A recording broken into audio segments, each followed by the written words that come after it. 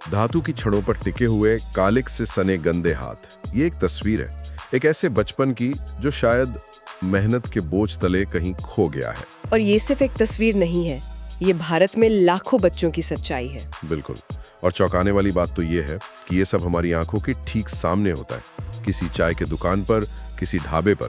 और शायद हम इसे देखने के इतने आदी हो गए हैं कि अब हमें उतना अजीब भी नहीं लगता। और यही आज हमारी चर्चा का केंद्र है।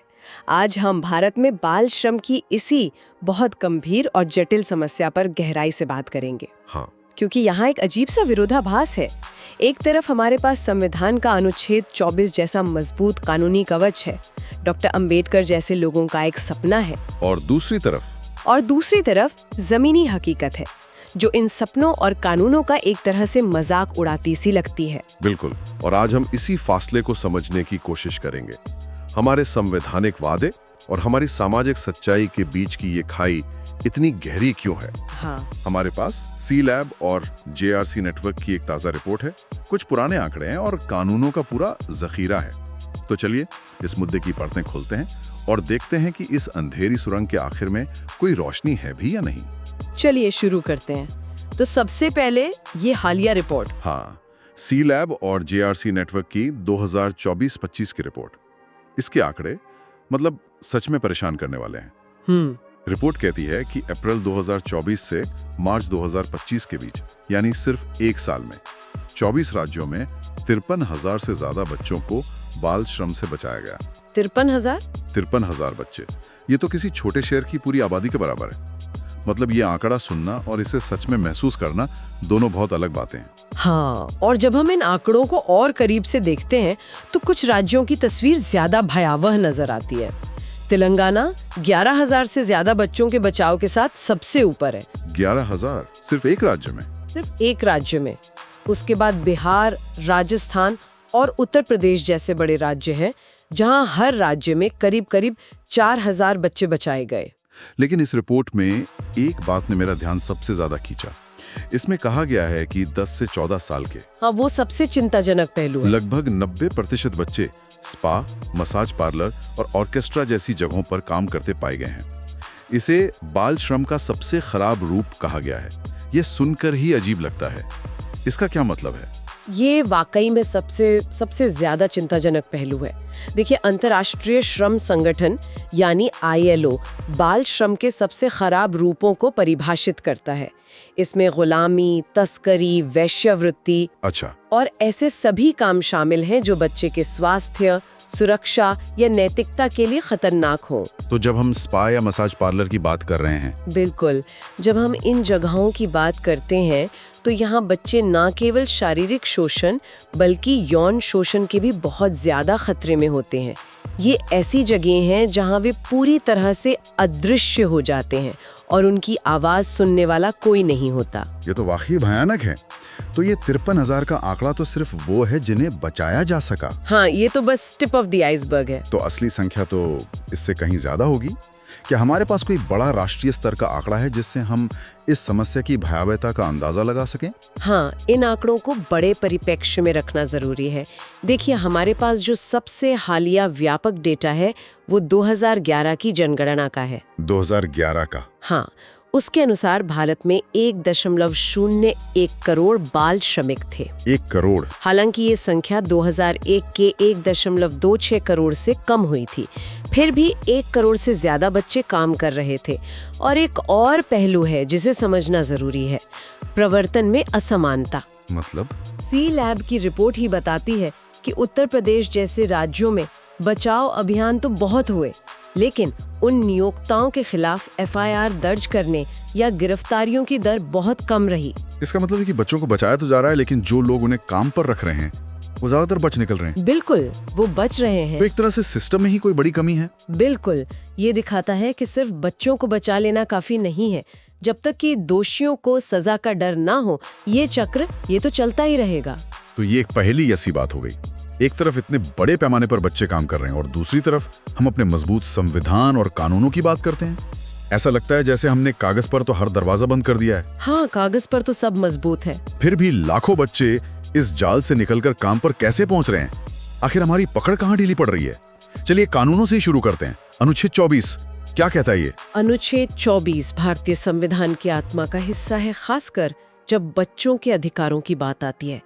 ये बहुत साफ, बहुत ही स्पष्ट शब्दों में कहता है कि 14 साल से कम उम्र के किसी भी बच्चे को किसी कारखाने, खदान या किसी दूसरे खतरनाक काम में नहीं लगाया जाएगा। और ये एक मौलिक अधिकार है। ये एक मौलिक अधिकार है, कोई साधारण कानून नहीं। और ये सिर्फ एक कानूनी धारा नहीं थी, इसके पीछे हमारे संविधान निर्माताओं की एक सोच थी, एक सपना था। बिल्कुल।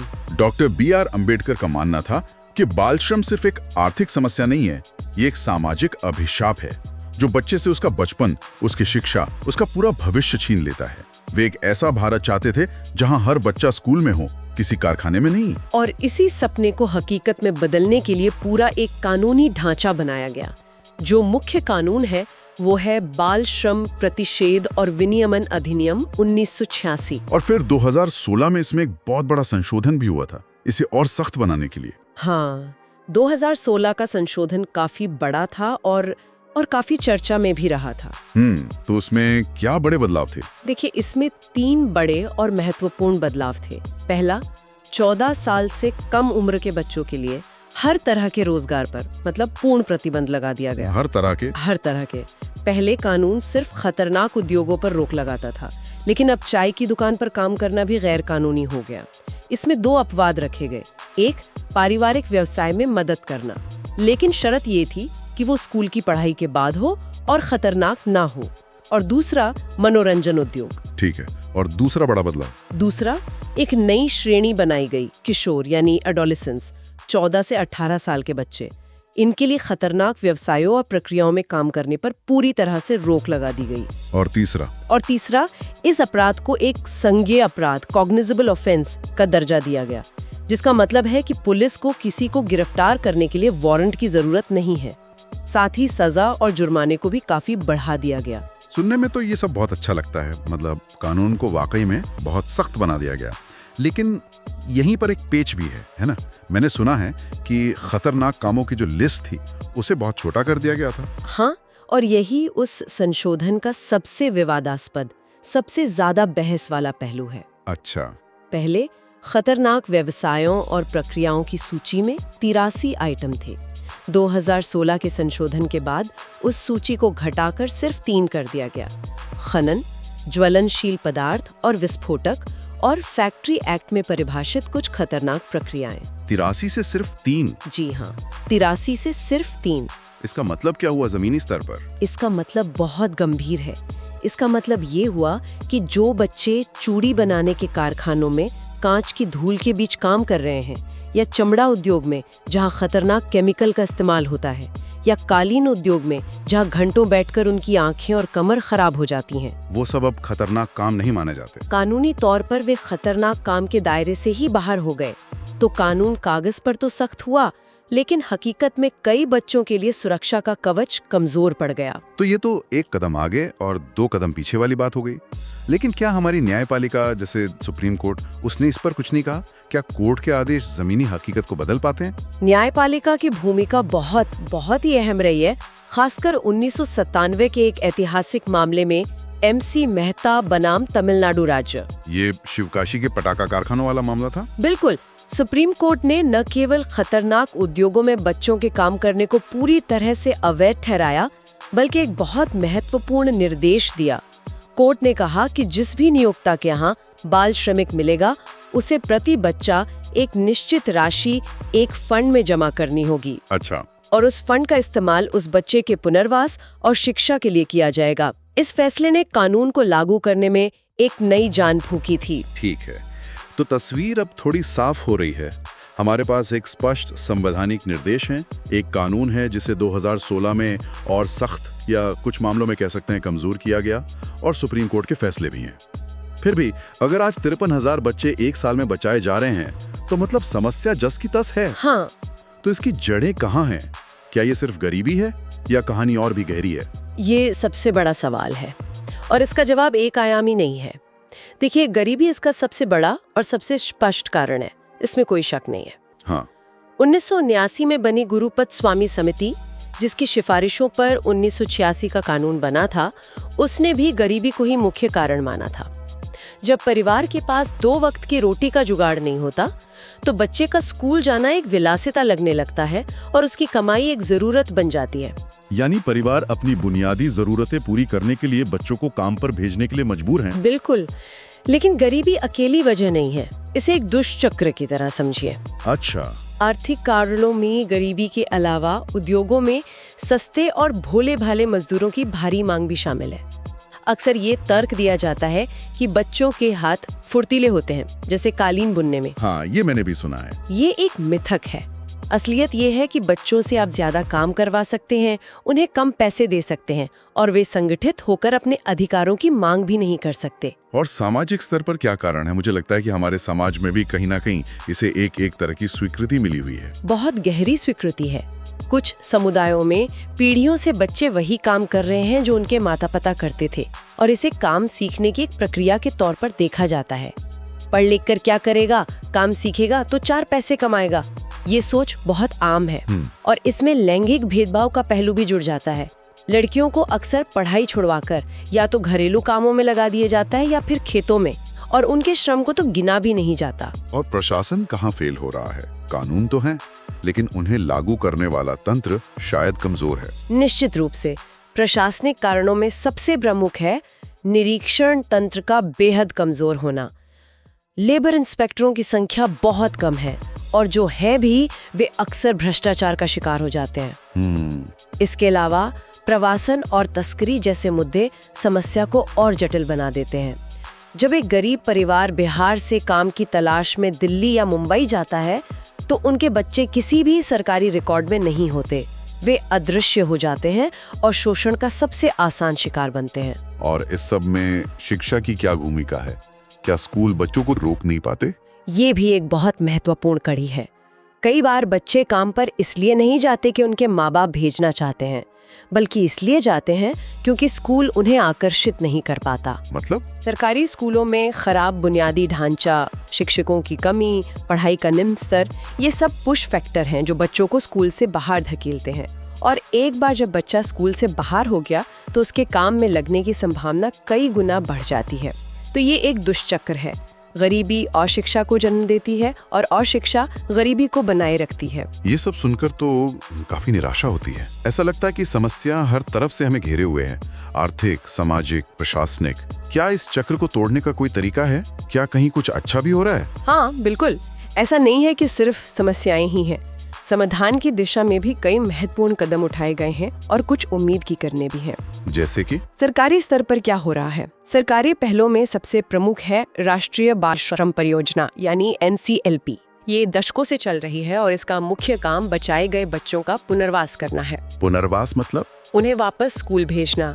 हाँ, इसके तहत इन बच्चों को विशेष प्रशिक्षण केंद्रों में भेजा जाता है। वहाँ उन्हें ब्रिज शिक्षा दी जाती है, यानी उन्हें इस लायक बनाया जाता है कि वे अपनी उम्र के हिसाब से क्लास में वापस जा सकें।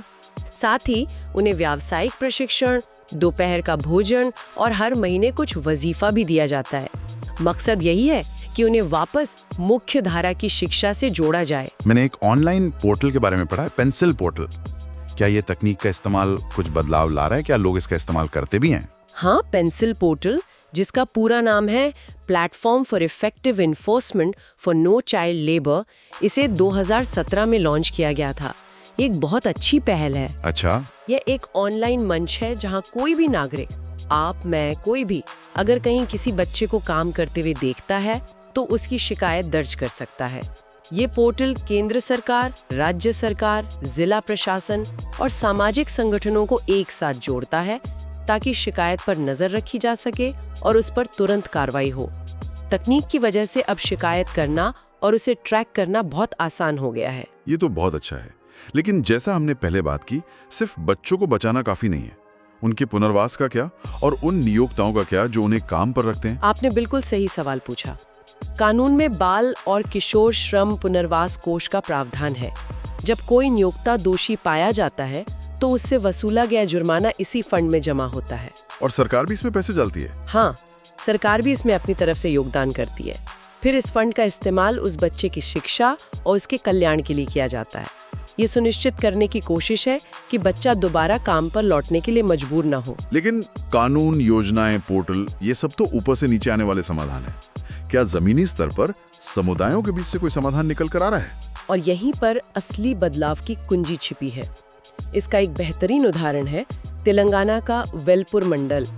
ये एक ऐसी जगह है जिसने दिखाया है कि अगर समुदाय ठान ले तो क्या हो सकता है। ये वेलपुर मॉडल सुनने में तो बहुत अच्छा लगता है, लेकिन वहाँ ऐसा क्या अलग हुआ जो बाकी जगहों पर नहीं हो पा रहा है? वहाँ बदलाव ऊपर से नहीं, नीचे से शुरू हुआ।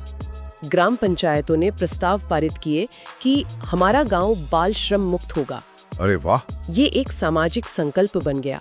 स्कूल के टीचर हर एक बच्चे की हाजिरी पर रोज नजर रखते थे। अगर कोई बच्चा लगातार कुछ दिन स्कूल नहीं आता तो टीचर या गांव का कोई जिम्मेदार व्यक्ति उसके घर पहुंच जाता था। समुदाय ने मिलकर ऐसा माहौल बनाया जहां बच्चों को काम पर भेजना एक शर्म की बात मानी जाने लगी। ये कानून के डर से ज्यादा सामाजिक दबाव का कमाल था। मतलब ये एक कम्युनिटी ड्रिवन मॉडल था। बिल्कुल।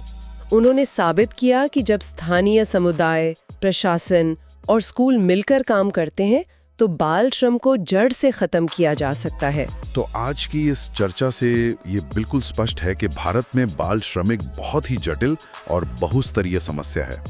एक तरफ हमारे पास डॉक्टर अंबेडकर जैसे संविधान निर्माताओं का एक स्पष्ट दृष्टिकोण और मजबूत कानूनी प्रावधान है, और दूसरी तरफ लाखों बच्चों का भविष्य है जो आज भी दांव पर लगा है। सही कहा आपने। ये असल में संवैधानिक वादे और समाज की कड़वी सच्चाइयों के बीच एक निरंतर संघर्ष है। आंकड़े बताते हैं कि बाल श्रमिकों की संख्या में दशकों में कमी तो आई है, लेकिन जैसा कि हालिया रिपोर्ट दिखाती है, ये लड़ाई अभी भी बहुत लंबी है। और शायद इसके रूप भी बदल रहे हैं। हाँ, अब इसके रूप बदल रहे हैं। ये घरेलू कामों से लेकर खतरनाक ऑनलाइन गतिविधियों तक फैल रहा है। बिल्कुल। कानून, सरकार और संस्थाएं अपनी भूमिका निभा रही हैं, कहीं कम तो कहीं ज्यादा। लेकिन आज की चर्चा के बाद मेरे मन में एक सवाल बार बार आ रहा है। क्या सवाल? सवाल हम सबसे जुड़ा है, एक समाज और एक उपभोक्ता के तौर पर। उन उत्पादों और सेवाओं का क्या जो हम रोज इस्तेमाल करते हैं। कई बार हमारे पैरों के नीचे बिछे कालीन, हमारे पहने हुए कपड़े या हमारे घर को बनाने वाली ईंटों के पीछे एक मासूम का बचपन, उसकी मेहनत और उसके आंसू छिपे होते हैं। ये एक ऐसा सवाल है जिस पर हम सभी को सोचने की जरूरत है। एक उपभोक्ता के तौर पर हमारी क्या जिम्मेदारी है कि हमारे इस्तेमाल की चीजें किसी बच्चे के सपनों की कीमत पर ना बनी हो। जब तक हम ये सवाल पूछना शुरू नहीं करेंगे, तब तक शायद ये लड़ाई अधूरी ही रहेगी।